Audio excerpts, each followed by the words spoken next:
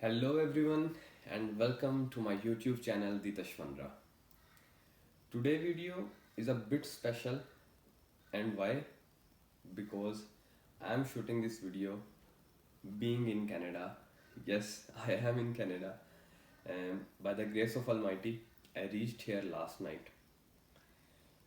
बहुत सारे स्टूडेंट्स मेरे साथ कांटेक्ट में हैं रिलेटिंग टू ट्रैवल के जर्नी कैसी रही इमिग्रेशन पे क्या क्वेश्चंस हुए क्या प्रॉब्लम्स आई क्या सारा कुछ स्मूथली हो गया तो इसी कंसर्न की वजह से आज मैं ये वीडियो शूट कर रहा हूँ। उम्मीद करता हूँ कि जो है आपके जितने भी क्वेश्चंस होंगे related to journey related to immigration and related to the airports in Canada वो सारे कवर हो जाएंगे। तो वीडियो को लास्ट तक लाजमी देखें and I hope that at the end of this video all your questions, all your queries will be resolved. So let's start from the beginning of the journey. My first flight was from Lahore, Pakistan to Karachi, Pakistan. Second flight was from Karachi, Pakistan to Toronto, Canada. And my third flight was from Toronto, Canada to Winnipeg, Manitoba. Lahore airport से start करते हैं। Lahore airport पे क्योंकि मेरी domestic flight थी लाहौर से कराची की, तो उसमें तो कोई भी इशू नहीं आया, एवरीथिंग वाज स्मूथ। मैं जो है मेरी 7 बजे की फ़्लाइट थी, ऑलमोस्ट जो है मैं 5 बजे जो है लाहौर एयरपोर्ट पहुंच गया। वहाँ पे जाके जस्ट जो है आपने चेक करना है कि आपकी फ़्लाइट जो है, फ़्लाइट नंबर आपको याद होगा, जो आपकी फ़्लाइट नंबर है वो आप उधर बोर्ड पे देखें, आपको पता चल जाएगा कि इसकी चेक इन स्टार्ट हो गई है या नहीं। जब चेक इन स्टार्ट हो जाए तो you can enter the boarding area. आप वहाँ जाएँ, वहाँ जाके आप सबसे पहले अपना जो है लगेज वो चेक करवाएंगे। आपकी पर्सनल चेकिंग होगी, मतलब जैसे मॉल्स वगैरह में अगर आप जाते हैं तो चेकिंग होती है, सिक्योरिटी चेकिंग जो होती है वो होगी।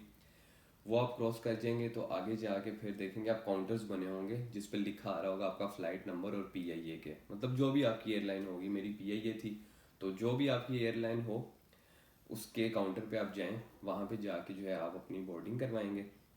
आपका वो बोर्डिंग पास इशू कर देंगे, आपको बता देंगे कि आपकी फ़्लाइट कौन से गेट से जानी है।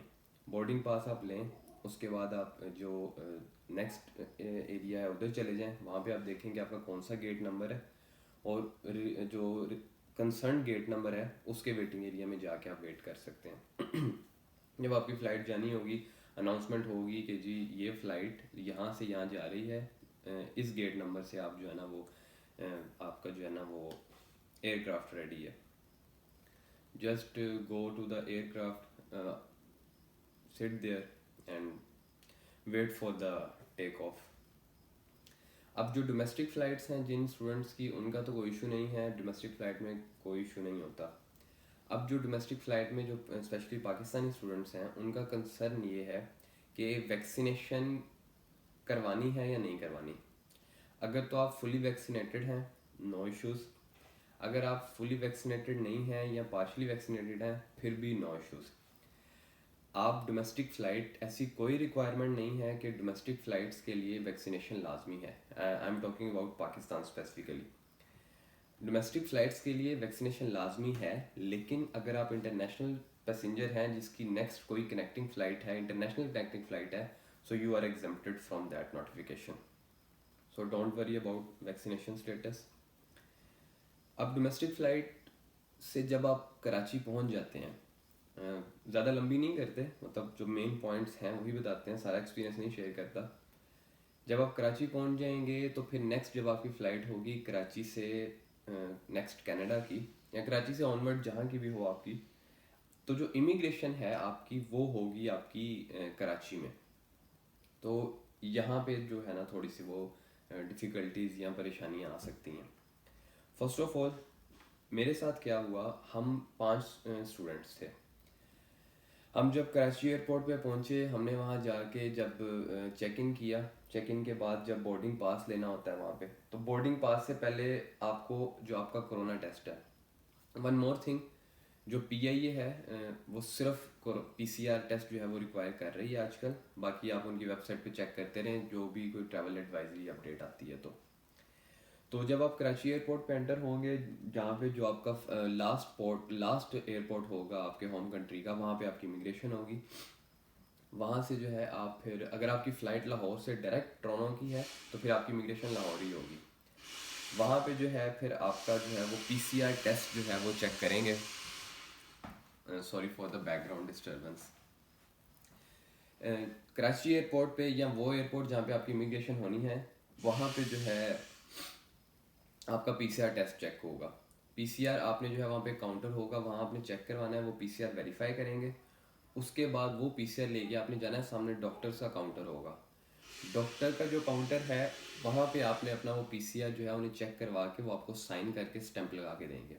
फर्स्ट स्टेप आपका ये हो गया कि आपने पीसीआर वेरीफाई करवा लिया, डॉक्टर से स्टैंप लगवा ली। उसके बाद जो है फिर आप जाएंगे नेक्स्ट, वो उसी तरह सेम जैसे मैंने आपको बताया कि बोर्ड काउंटर्स बने होते हैं जहाँ से बोर्डिंग पास आप लेते हैं। अब हमारे साथ क्या इशू हुआ, हमारे साथ इशू ये आया कि हम 5 या 6 स्टूडेंट्स थे। उन्होंने कहा कि जी कनाडा ने ये कहा है कि आप एक हफ्ता पहले जो है सिर्फ ट्रैवल कर सकते हैं अपनी क्लासेस स्टार्ट होने से। तो वी वर वरिड कि यार ऐसी तो कोई इन्फॉर्मेशन जो है हमें नहीं मिली। यूनिवर्सिटी ने तो यही कहा था कि आप जो है ना 1 मंथ पहले ट्रैवल कर सकते हैं। तो खैर हुआ ये, हो सकता है आपको भी ये चीज़ फेस करनी पड़े। तो फॉर दैट सिचुएशन आपके पास आपका जो यूनिवर्सिटी की तरफ से लेटर ऑफ एक्सेप्टेंस है जिसके ऊपर मेंशन्ड हो कि आपकी क्लासेस इस डेट को स्टार्ट हो रही हैं, आपके पास वो लेटर ऑफ एक्सेप्टेंस होना लाजमी है। सेकेंडली आपके पास जो लेटर ऑफ इनरोलमेंट है या जो रजिस्ट्रेशन का प्रूफ है कि आप उन्हें ये प्रूफ दे सकें कि आपने क्लासेस के लिए रजिस्टर किया हुआ है और इस डेट को आपकी क्लासेस स्टार्ट हो जानी है। क्योंकि लेटर ऑफ एक्सेप्टेंस मिलने के बाद आपको क्लासेस के लिए भी रजिस्टर करना पड़ता है। तो प्रूफ ऑफ रजिस्ट्रेशन या लेटर ऑफ इनरोलमेंट ये आपके पास होना चाहिए। फिर वो क्या करेंगे, आपका जो है वो लेटर ऑफ एक्सेप्टेंस, आपका पासपोर्ट की और वीज़े की पिक्चर और आपके इनरोलमेंट लेटर या प्रूफ ऑफ रजिस्ट्रेशन की पिक्चर वो सेंड करेंगे कैनेडियन एम्बेसी को। वहाँ से फिर अप्रूवल आएगी कि जो है ना स्टूडेंट को आप जाने दे सकते हैं। तो मसले की बात नहीं है, हम 5 स्टूडेंट्स थे, पैनिक नहीं होना। हम 5 स्टूडेंट्स से अल्हम्दुलिल्लाह किसी को भी नहीं रोका उन्होंने। I was the last one, मेरे बाद कोई नहीं था, मेरे से पहले सारे चले गए थे, मैं सबसे आखिर पे गया हूँ। तो जब वहाँ से क्लियरेंस आ जाएगी फिर वो आपको जो स्टाफ होगा वो बता देगा कि आप जो है ना बोर्डिंग पास ले सकते हैं।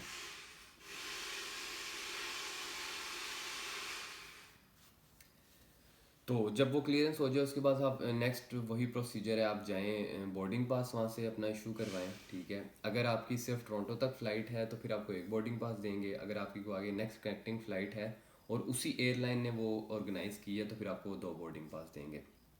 वहाँ से बोर्डिंग पास लें, अपना लगेज वहाँ जमा करवाएं।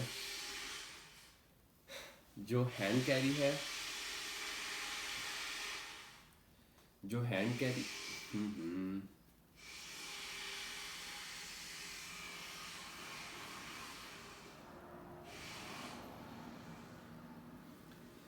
जो हैंड कैरी है वो आप अपने पास रख सकते हैं, बाकी लगेज जो है वो आप सबमिट करवा देंगे वहाँ पे। अच्छा, लगेज सबमिट हो गया, उसके बाद जो नेक्स्ट आती है चीज़ वो आती है आपके पास इमिग्रेशन। जो कराची पोर्ट पे इमिग्रेशन होती है जहाँ पे वो आपकी स्टैंप लगाते हैं एग्ज़िट की। अब उसमें इस तरह होता है कि वो जो मैं अपना एक्सपीरियंस बताऊंगा उसमें वो है, आपसे आपका पासपोर्ट चेक करेंगे, आपसे पूछेंगे यूनिवर्सिटी का लेटर ऑफ एक्सेप्टेंस पूछेंगे आपसे, वो देखेंगे। एंड कीप इन माइंड कि 1-2 photo copies letter of acceptance की रखें क्योंकि वो letter of acceptance Karachi airport पे आपका ले लिया जाएगा एक कॉपी। तो you should have more than 1 copies of your letter of acceptance, बल्कि सारे डॉक्यूमेंट्स की आप जो है 2-3 कॉपीज रखें। एंड वन थिंग, पीसीआर की भी 3 से 4 कॉपीज अपने पास रखें। तो वो आपसे वो पूछेंगे, इमिग्रेशन ऑफिसर जो होगा जिसे स्टैंप लगानी है वो आपसे क्वेश्चंस कर सकता है। मेरे केस में उसने मेरे से पूछा कि आपने लास्ट स्टडी कौन सी है आपकी, मैंने कहा मेरी एफएससी प्री इंजीनियरिंग। उसने उसकी जो है वो जो ट्रांसक्रिप्ट थी वो चेक की। फिर उसने मेरे से आइल्स का पूछा, उसने आइल्स की ट्रांसक्रिप्ट चेक की। लेटर ऑफ एक्सेप्टेंस उसने मेरा चेक किया। तो जो भी डॉक्यूमेंट वो आपसे रिक्वायर करे वो जो है आप उससे शो कर दें, नॉट अ बिग डील। फिर उसने मेरे से ये क्वेश्चन किया कि आप कराची से क्यों फ़्लाई कर रहे हो, आप लाहौर से क्यों नहीं फ़्लाई किया। तो मैंने कहा कोई सीट नहीं, वहाँ पे फ़्लाइट नहीं अवेलेबल थी। तो उसने कहा आर यू श्योर, मैंने कहा yes. So not a big deal. वो आपको जो है वो आपके पासपोर्ट पे जो है एग्ज़िट की 2 स्टैम्प्स लगा देंगे कि इस डेट को ये नेशनल जो है पाकिस्तानी नेशनल्स ने एग्ज़िट किया है। जब उस एग्ज़िट से आप निकलेंगे तो you are done with immigration. You just have to follow the previous steps. आपने अपना देखना है बोर्डिंग पास पे आपका गेट नंबर कौन सा है, आपने उस गेट नंबर पे जाना है और उसके जो रेस्ट एरिया है, वेटिंग एरिया, वहाँ पे आपने वेट करना है जब तक आपकी फ़्लाइट जो है वो रेडी नहीं होती। So this was all about immigration in Pakistan. इसको समराइज़ करते हैं। नंबर 1, आप जाएं, आप अपना पीसीआर वेरीफाई करवाएं, डॉक्टर से साइन करवाएं। नंबर 2, आपको जो है अपना लेटर ऑफ एक्सेप्टेंस और लेटर ऑफ एनरोलमेंट उन्हें देना पड़ेगा। वो उसकी पिक्चर लेके कनाडा एम्बेसी को सेंड करेंगे और वहाँ से परमिशन लेंगे। नंबर 3, आप अपना जो है वो बोर्डिंग पास लें। And number 4, wait for your flight in the waiting area of your respective gate. उसके बाद फ्लाई कर गए, कनाडा आ गए। अब जो कनाडा टोरंटो एयरपोर्ट पे क्या प्रोसीजर्स थे वो सारे मैं एक्सप्लेन करता हूँ। तो अब जो नेक्स्ट पार्ट है वीडियो का, इसमें बात करते हैं कि टोरंटो एयरपोर्ट पे क्या क्या चीज़ें जो है ना वो आप एक्सपीरियंस करेंगे। Again I will go with my experience. तो जब फर्स्ट आप टोरंटो एयरपोर्ट पे लैंड करेंगे तो आप you will follow the Q. आप लोगों को फॉलो करें। वहाँ पे जब आप अपस्टेयर्स डाउनस्टेयर्स सॉरी नीचे जाएंगे, वहाँ पे मशीन्स लगी होंगी। देयर वर मल्टीपल मशीन्स, ठीक है, सेम एक जैसी बूथ बने होंगे छोटे छोटे।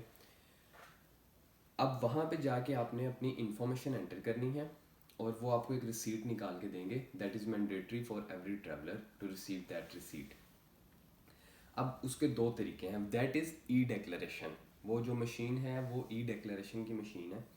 उसमें 2 प्रोसेस हैं। फर्स्ट ये कि आप जो है वो ई डिक्लेरेशन ऐप डाउनलोड करें, वहाँ पे अपनी सारी इन्फॉर्मेशन एंटर करें और एक क्यूआर कोड आपका आ जाएगा। वो क्यूआर कोड आप वहाँ स्कैन करें उस मशीन में और फिर 1-2 क्वेश्चन आपको उस मशीन पे सॉल्व करने पड़ेंगे, उसके बाद आपकी रिसीट आ जाएगी। दूसरा तरीका ये है कि आप वहाँ जाएं, आप वहीं पे जो है मैनुअली उस मशीन के ऊपर अपनी पहले लैंग्वेज सेलेक्ट करें, उसके बाद जो जो क्वेश्चंस आएंगे वो क्वेश्चंस सेलेक्ट करें और उसके उनके आंसर्स करें और उसके बाद जो है आप उसको अपनी पिक्चर आप वो आपकी वो पिक्चर खींचेगा और उसके बाद आपकी वो जो है ना इशू रिसीट पे आप क्लिक करके अपनी उससे रिसीट जो है ना वो ले सकते हैं। अब उसमें क्या क्या क्वेश्चंस होते हैं और कौन सी ऐसी चीज़ है जो कि परेशान कर सकती है। तो नाम होगा, आपकी डिटेल्स होंगी, कोई मसला नहीं है। बाकी जितने भी क्वेश्चंस होंगे, are you carrying this good whatever जो भी है, एक बार रीड ज़रूर करें, लेकिन ऑल नो, सबको नो करें, दैट्स ओके। और फिर एक क्वेश्चन जो है वो आपको थोड़ा सा कर सकता है तंग। वो ये होगा कि for how many days you will stay in Canada. तो वो आप पहले से ही जो है थोड़ा एस्टिमेट लगा के रखें कि आपका कितनी देर का वीज़ा है। और उसमें ना 999 डेज से ज़्यादा एंटर नहीं होंगे। तो अगर आपका 3 साल या उससे ज़्यादा का वीज़ा है तो आप सिंपली 999 लिखते हैं, ठीक है। और अगर आपका वीज़ा 2 साल का है, 1.5 साल का है, तो फिर जितने भी दिन बनते हैं वो काउंट करके आप वहाँ पे एंटर कर दें। जैसे जैसे वो इंस्ट्रक्शंस देगा उसको फॉलो करें, पिक्चर क्लिक करें, रिसीट को इशू करें और यस, पासपोर्ट भी आपने वहाँ पे पासपोर्ट भी वहाँ पे आपने स्कैन करना है। वो कंप्लीट आपको मशीन जो है ना वो आपको अच्छी तरह गाइड करेगी, आपको किसी भी किस्म का इशू नहीं होगा। बस ये है कि अगर रश होगा तो आपको वेट करना पड़ेगा अपनी बारी के लिए, अगर नहीं रश होगा तो आप इजीली जो है ना उसको रिसीट ले लेंगे। रिसीट ले ली, फर्स्ट स्टेप आपका यही है कि आपने वो जो ई डिक्लेरेशन रिसीट है वो हासिल करनी है। आपने जब रिसीट ले ली उसके बाद फिर आप देखेंगे कि काउंटर के लिए लाइन लगी होगी। मेरे केस में तो बहुत लंबी लाइन थी क्योंकि चाइना से, यूएस से, पाकिस्तान से, इंडिया से सारी फ़्लाइट्स एक टाइम पे आ गई थी, तो इसलिए बहुत रश था, टाइम भी काफ़ी लग गया। सो खैर, रिसीट लेने के बाद आप उस लाइन को फॉलो करेंगे। उसके बाद आपकी जब बारी आएगी वहाँ पे एक काउंटर बने होंगे। जिस भी काउंटर पे आपकी बारी आएगी आपने उस काउंटर पे जाना है। वहाँ पे आपका वो पासपोर्ट चेक करेंगे, आपका पीसीआर टेस्ट चेक करेंगे, अराइव कैन पे जो आपने डिटेल्स डाली हैं वो चेक करेंगे और उसके बाद जो है वो आपकी वो रिसीट देखेंगे और आपसे पूछेंगे कि आप वैक्सीनेटेड हैं या नहीं हैं। मैं चूँकि वैक्सीनेटेड नहीं था, ठीक है, तो इसलिए जो है मैंने उन्हें बता दिया मैं वैक्सीनेटेड नहीं हूँ। लेकिन वैक्सीनेटेड हों या ना वैक्सीनेटेड हों, प्रोसेस जो है वो आगे सेम ही है। अगर आप वैक्सीनेटेड नहीं होंगे तो वो आपको जो है वो क्वारंटीन का एक दे देंगे, मतलब एक आपको फॉर्म दे देंगे जिसके ऊपर लिखा होगा कि क्वारंटीन इंस्ट्रक्शन फॉर्म होगा कि आपने जो है ना क्वारंटीन करना है, क्वारंटीन के दौरान क्या क्या चीज़ें करनी है, वो सारा एक इंस्ट्रक्शन फॉर्म आपको दे देंगे। और अगर आप वैक्सीनेटेड होंगे तो फिर जो है वो आपसे जो है वो आपके वैक्सीनेशन सर्टिफिकेट्स चेक करके वेरीफाई करके आपके पासपोर्ट पे एक स्टिकर लगा देंगे दैट विल शो कि आप वैक्सीनेटेड हैं। तो फर्स्ट स्टेप रिसीट लेनी है ई डिक्लेरेशन की। सेकंड स्टेप आपने जो काउंटर है उस पर जाना है, वहाँ से जाके आपने, अगर तो आप वैक्सीनेटेड नहीं हैं तो आपको वो एक फॉर्म दे देंगे वैक्सीनेशन क्वारंटीन का कि आपने क्वारंटीन करना है।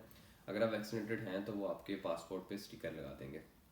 वो फॉर्म लेने के बाद फिर आपने चले जाना है, क्योंकि आप स्टूडेंट हैं, ठीक है, आपने इमिग्रेशन करवानी है, स्टडी परमिट आपने लेना है। वो फॉर्म लेके फिर आप एक नेक्स्ट आगे जो है वो एक एरिया होगा, आपको वहाँ हर चीज़ आपको गाइड करेंगे। उस नेक्स्ट एरिया में आपने जाना है, वहाँ पे जो है आपकी फिर इमिग्रेशन होगी। उसमें फिर अगेन मेरे केस में काफ़ी लंबी लाइन थी, काफ़ी वेट करना पड़ा। तो जब बारी आई तो फिर जब आप काउंटर पे इमिग्रेशन ऑफिस जो CBSE ऑफिसर होता है, जब आप उसके सामने पहुंच जाएंगे, वो क्या क्या वहाँ पे एक्सपीरियंस हुआ मैं वही एक्सप्लेन करता हूँ सिर्फ।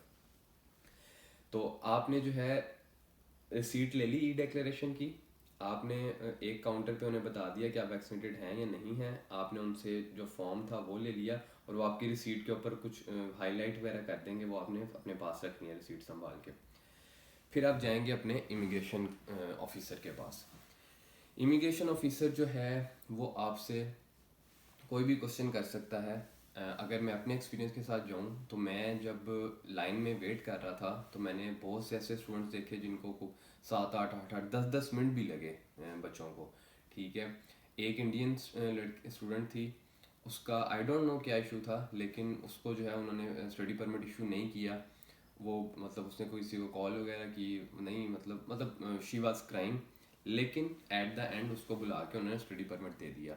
तो पैनिक नहीं होना, सच्चा रह के मतलब जो एक्यूरेट चीज़ें हैं उनको गाइड करें, जो डॉक्यूमेंट्स उनको चाहिए उनको प्रोवाइड करें, they will issue your study permit, again not a big deal. मेरे साथ क्या हुआ, मतलब आई वॉज ऑल्सो वरीड कि यार ये तो 7 7 8 8 मिनट बच्चों को लग रहे हैं और व्हाट विल हैपन। तो वैसे ही बंदा नर्वस होता है और बंदा इतनी देर ट्रैवल करके आया तो वैसे ही थकावट की वजह से जाना वो समझ नहीं आ रही होती। खैर by the grace of Almighty मैं तो गया हूँ ऑफिसर के सामने। उसने जो है मेरे से पूछा है शो मी योर पासपोर्ट, मैंने अपना पासपोर्ट शो किया, वो जो रिसीट थी वो शो की। उसने पूछा आप कौन सी यूनिवर्सिटी जा रहे हो, मैंने कहा यूनिवर्सिटी ऑफ, मतलब यूनिवर्सिटी का नाम। फिर उसने पूछा कि कितनी देर का कोर्स है, मैंने कहा इतने अरसे का कोर्स है। उसने कहा ओके। वो उठी, पीछे प्रिंटर से उसने स्टडी परमिट निकाला, मुझे दिया, उसने कहा कि आप चेक कर लो कि आपकी सारी डिटेल्स नाम वगैरह ठीक लिखा हुआ है, कोई करेक्शन तो नहीं है। मैंने चेक किया, मैंने वापस कर दी, मैंने कहा ठीक है।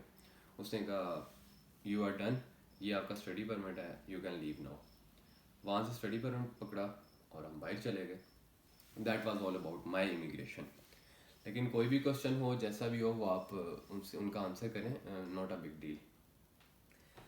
अगेन रिसीट ले ली ई डिक्लेरेशन की, उस रिसीट को वेरीफाई करवा लिया, वैक्सीनेशन का बता दिया है या नहीं है। इमिग्रेशन काउंटर पे चले गए, इमिग्रेशन काउंटर से स्टडी परमिट ले लिया। स्टडी परमिट लेने के बाद आपने आना है, आके अपना अपने बैगेजेस कलेक्ट करने हैं। फोर्थ स्टेप है आपने अपने बैगेजेस कलेक्ट करने हैं। आप वहाँ पे किसी से भी पूछ लें स्टाफ से, वो आपको बता देगा कि आपकी फ़्लाइट के बैगेजेस कौन से काउंटर पे पड़े हैं, 8 9 10 7 जिस भी लेन में हैं, आप वहाँ से जाके अपने बैगेजेस कलेक्ट कर लें। फोर्थ स्टेप हो गया बैगेजेस कलेक्शन का। फिर आ जाते हैं फिफ्थ स्टेप पे। फिफ्थ स्टेप पे आपने जाना है, वो फॉलो वो आपको बताते रहेंगे, एक ही रूट है, उस रूट में ही उन्होंने हर चीज़ बनाई हुई है, मतलब जिस तरह मतलब ड्राइव थ्रू नहीं चीज़ें होती हैं उस तरह। फिफ्थ स्टेप ये है कि आप जाएंगे, वो आपसे पूछेंगे कि आपने स्विच हेल्थ पे रजिस्टर किया है या नहीं किया।